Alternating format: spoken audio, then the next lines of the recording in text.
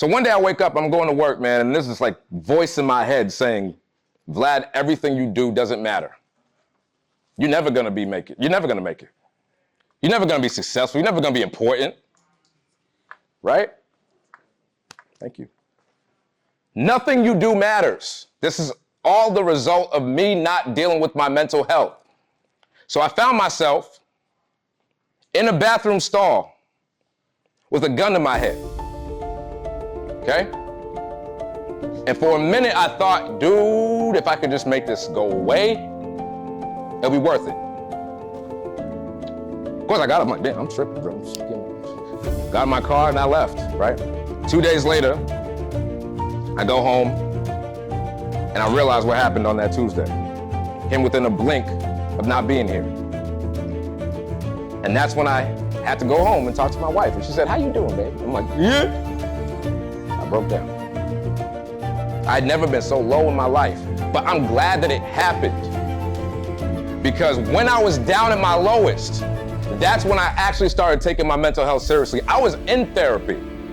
I was talking to people, but I was not asking for enough help. And it almost cost me my life. There's some of you today that have stuff that you wrote in this journal that if you don't address it, you may get to that point. Look at the stats. I don't want any of you, every single one of you, to have to go through that. Every one of you is here for a reason. Y'all know that, right? Every single one of you is here for a reason. Don't let anybody tell you that you're not. There have been a million ways that you could have gone out of this world and not been born or not been here. But if you are here right now, that means you got a second chance. So you got to embrace your story. This is where superpower comes from. That's why I'm so loud and I'm passionate.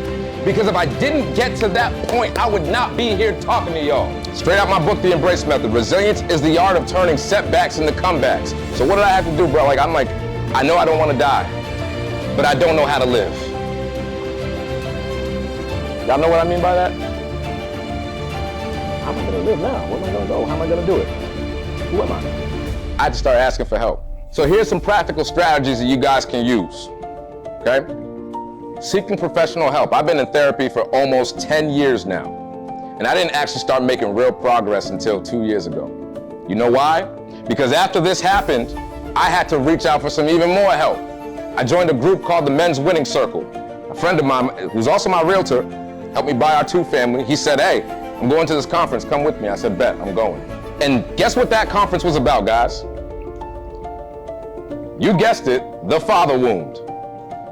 And you know what changed my life? Having to tell other men, not having to, being able to tell other men like, dog, I'm not here, I need help. I had a lot of love in that conference. There were grown men in their 50s and 60s and some even older than that, who had never dealt with the pain that came from their dad not being in their life, or their dad telling them that they weren't worth it, or them not feeling like they had any reason to live. Professional help is not a bad thing.